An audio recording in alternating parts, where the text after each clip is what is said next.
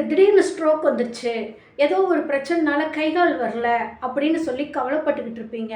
அப்போ இதுக்கு பல மருத்துவங்கள் கூட நீங்கள் எடுத்துக்கிட்டு இருப்பீங்க. ஆனால் அது எந்தவித இம்ப்ரூவ்மெண்ட்டும் கொடுக்காம நீங்கள் தொடர்ந்து மருந்துகள் எடுத்துக்கிட்டே இருப்பீங்க. உங்களோட பிரச்சனை கொஞ்சம் கொஞ்சமாக ரெடியூஸ் ஆகும். ஆனால் அதே பொசிஷனில் அப்படியே ட்ராவல் ஆகிட்டு இருக்கும்.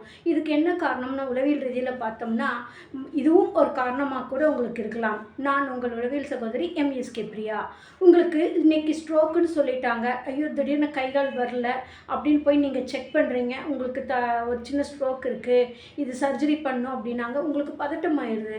அப்போ இந்த ஸ்ட்ரோக் வர்றதுக்கு என்ன காரணம், ஏன் இது வாழ்வியல் சார்ந்தது உளவியல் சார்ந்தது அப்படின்னு சொல்கிறோம்னா, உங்களோட உளவியல் அப்படிங்கிறதே உங்களுடைய உள பகுப்பாய்வு செய்து கண்டுபிடிக்கிறது தான். அப்போ உங்களோட வாழ்வியல் சிக்கல் தான் உங்களுக்கு ஒரு சிக்கலை உருவாக்குது.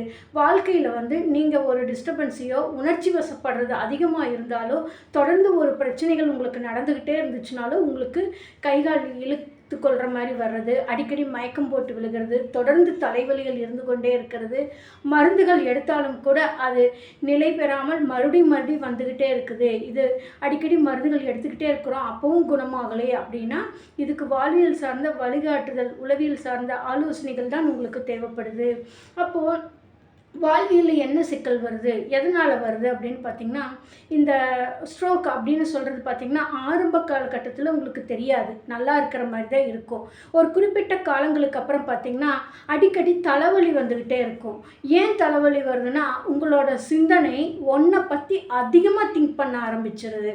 ஒன்று உங்கள் குடும்ப பிரச்சனை, எனக்கு இப்படி ஒரு வாழ்க்கை அமைஞ்சிருச்சு, என்னால் இதிலிருந்து மீண்ட முடியலையே, எல்லாரும் நல்லா இருக்கிறாங்களே, என் குடும்பம் மட்டும் இப்படி கஷ்டப்படுதே, நான் நினச்ச மாதிரி வாழ முடியல, நான் இவ்வளோ கஷ்டப்பட்டு இவ்வளோ எஃபோர்ட் போட்டு எனக்கு இப்படி இருக்குது, ஆரம்ப காலகட்டத்தில் நம்ம எவ்வளோ நல்லா இருந்தோம், ஏன் இப்போல்லாம் இவ்வளோ கஷ்டப்படுறோம், இவ்வளோ வேதனைப்படுறோன்னு உங்களுக்குள்ளே புழுங்குறீங்கள்ல, அந்த புழுக்கம் தான் உங்களுக்கு ஒரு ஸ்டேஜில் இது யாராவது கிட்ட சொல்லணும்னு தோணும். ரெண்டாவது கட்டம். அப்போ நீங்கள் இதுக்காக வீட்டுக்குள்ளே எதிர்வாதங்கள் அதிகமாக வரும், முரண்பாடுகள் வரும், பிரச்சனைகள் டெய்லி ஒவ்வொரு பிரச்சனை வீட்டுக்குள்ளே குடும்பத்துக்குள்ளே வந்துக்கிட்டே இருக்கும். அடுத்தது இதை பற்றி உங்கள் ஃப்ரெண்டுக்கிட்டேயோ இல்லை உறவினர்கள்கிட்டையோ பேசுவீங்க. எனக்கு இப்படி ஒரு பிரச்சனை, எதோ சொன்னாலும் கேட்க மாட்டேங்கிறாங்க, என்னால் வாழ முடியல, எனக்கு கஷ்டமாக இருக்குது, நான் எத்தனை நாளைக்கு இந்த கஷ்டத்தை அனுபவிக்கிறது, வேதனையை அனுபவிக்கிறது, இதை நினச்சி எனக்கு தூக்கம் வரல, தலை வலிக்குது, இப்படியெல்லாம் சொல்லுவீங்க. அவங்க ஒரு சில அட்வைஸ் கொடுக்கலாம், ஆறுதல் கொடுக்கலாம், இல்லை உங்கள் பேச்சுக்கள் கேட்கலாம். நீங்கள் சொல்கிறதுனால உங்கள் பிரச்சனை தீரவே தீராது, அது மறுபடியும் லோட் ஆகிட்டு தான் இருக்கும். அப்போது நீங்கள் பல முறை பலாயிரங்கள் சொல்லியிருப்பீங்க. இப்படி மாதங்கள் வருடங்கள் போயிட்டே இருக்கும். ஒரு குறிப்பிட்ட ஸ்டேஜுக்கு அப்புறம் இதை சிந்திச்சு உங்களுக்கு தலைவலி அதிகமாயிடும். ஃபஸ்ட்டு கட்டம். அந்த தலைவலி அதிகமாயிடுச்சுன்னா தூக்கம் வராது. நீங்கள் நடந்த பிரச்சனைகள் திரும்ப நினைவுபடுத்துறது, ப்ரெசண்ட்டில் நடக்கிறது, ஃப்யூச்சரில் இனிமேல் என்ன ஆகும், இப்படியே என் லைஃப் முடிஞ்சு போயிடுமோ, அப்போ என் குழந்தைகளை யார் பாப்பா, என் வாழ்க்கையில் நான் நிம்மதியாக இருக்கவே முடியாதா, ஒரு நாள் கூட என் வாழ்க்கையை நான் வாழ முடியாதா அப்படிங்கிற ஏக்க நிலைக்கு உங்களுக்கு போயிடுது. இதோட விளைவு தான் அந்த உணர்ச்சி வசப்பட்டு நீங்கள் எமோஷ்னல் ஆகுறீங்கள்ல, அந்த உணர்ச்சி வசப்படுறப்ப உங்களோட ஹார்மோன் எல்லாமே சேஞ்ச் ஆயிரும்.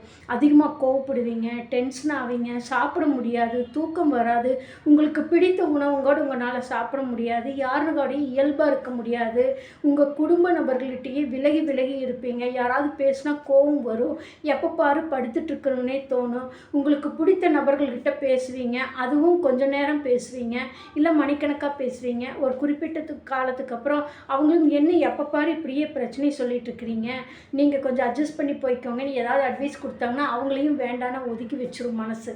இப்படி பல கட்டங்களை தாண்டி உங்களுக்கு போயிட்டுருக்கிறப்ப உங்களால் இயல்பு நிலையில் இருக்க முடியாமல் இது ஓவர் திங்கிங் ஆகிறப்போ உங்களையே நீங்கள் வருத்திக்குவீங்க. ஒன்று தலையில் அடிச்சுக்குவீங்க, ஏதாவது பொருட்களை தூக்கி உடைப்பீங்க, கோபத்தை எமோஷ்னல் பஸ்ட் பண்ணுவீங்க, எடுத்தெறிஞ்சு பேசுவீங்க, கத்துவீங்க, கூப்பாடு போடுவீங்க, கத்தி அலனும் போல் தோணும், என் பிரச்சனைக்கு தீர்வே இல்லையான்னு சொல்லி உங்கள் மனசு டெப்த்தாக இதுக்குள்ளே போகுது பாருங்கள். அந்த கட்டத்தில் தான் உங்களுக்கு உணவு பிடிக்காமல் போகும்.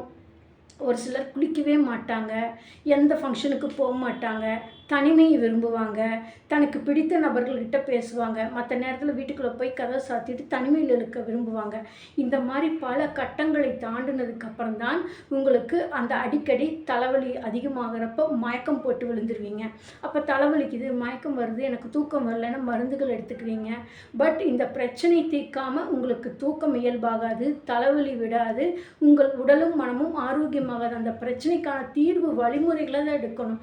உதாரணத்துக்கு உங்கள் வீட்டில் வந்து உங்களுக்கு பிடித்த மாதிரி ஒரு திருமணம் நடக்கலை, அல்லது நீங்கள் பிடித்த மாதிரி வாழ்க்கை வாழ முடியல அப்படிங்கிறப்ப எதிர்முனையில் எப்போவுமே ஒரு சண்டை நடந்துகிட்ருக்கும். இந்த சூழலில் குழந்தைகள் பிறந்தாலுமே அந்த குழந்தைகளை பராமரிக்கிறதுல பிரச்சனை வரும், அவங்கள டெய்லி கண்காணிக்கிறதுல பிரச்சனை வரும், அவங்கள பொறுப்பேற்றுக்க செஞ்சுறதுல பிரச்சனை வரும். இதனால் மறுபடியும் பேர்டன் பிரச்சனை அதிகமாகிடும்.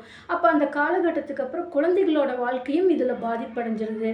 அப்போ 2 பேரண்ட், அதாவது ஒரு கப்பிள்ஸ் இருக்காங்கன்னா அந்த குழந்தைகள் மேலே 2 பேருமே ஒரு சில நேரங்களில் வெறுப்பை அதிகப்படுத்தி அந்த குழந்தைகளையும் டார்ச்சர் பண்ண ஆரம்பிச்சுக்குவாங்க, அடிக்க ஆரம்பிச்சுக்குவாங்க. அந்த குழந்தைகளுக்கு தேவையானது செய்யாமல் விட்டுருவாங்க.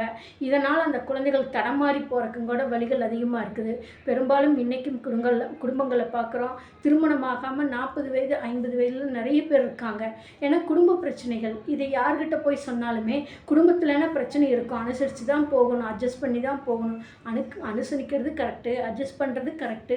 அது எப்படின்னு தெரியாமல் எல்லாரும் ஒன்றையவே ஃபாலோ பண்ண முடியாது அல்லவா? அவரவர்களோட எண்ணம், சிந்தனை, செயல் வேறு.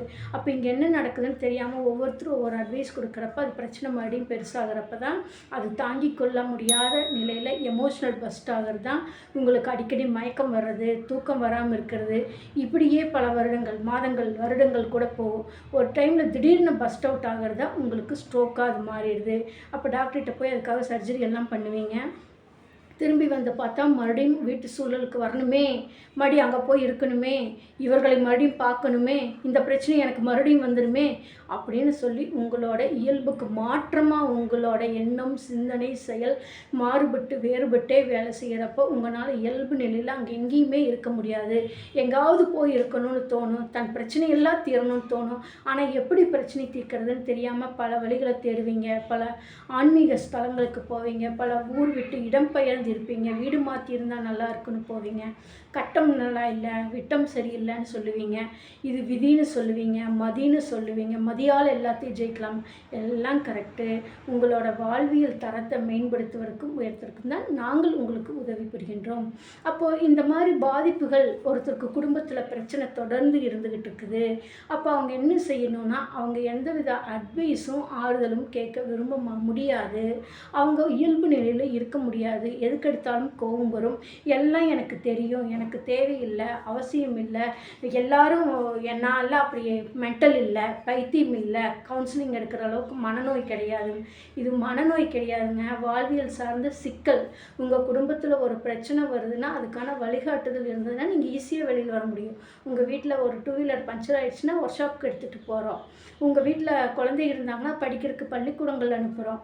அதே மாதிரி சமைக்கிறதுக்கு வேணும்னா கடையில் போய் பர்ச்சேஸ் பண்ணுறோம். அதே மாதிரி உங்கள் வாழ்வியல் சார்ந்த சிக்கல், கல்வி சார்ந்ததாக இருக்கலாம், பொருளாதாரம் சார்ந்து இருக்கலாம், குடும்பம் சார்ந்து இருக்கலாம், ஃபேமிலி சார்ந்து இருக்கலாம், சமூகம் சார்ந்து இருக்கலாம், உடல் சார்ந்து இருக்கலாம்.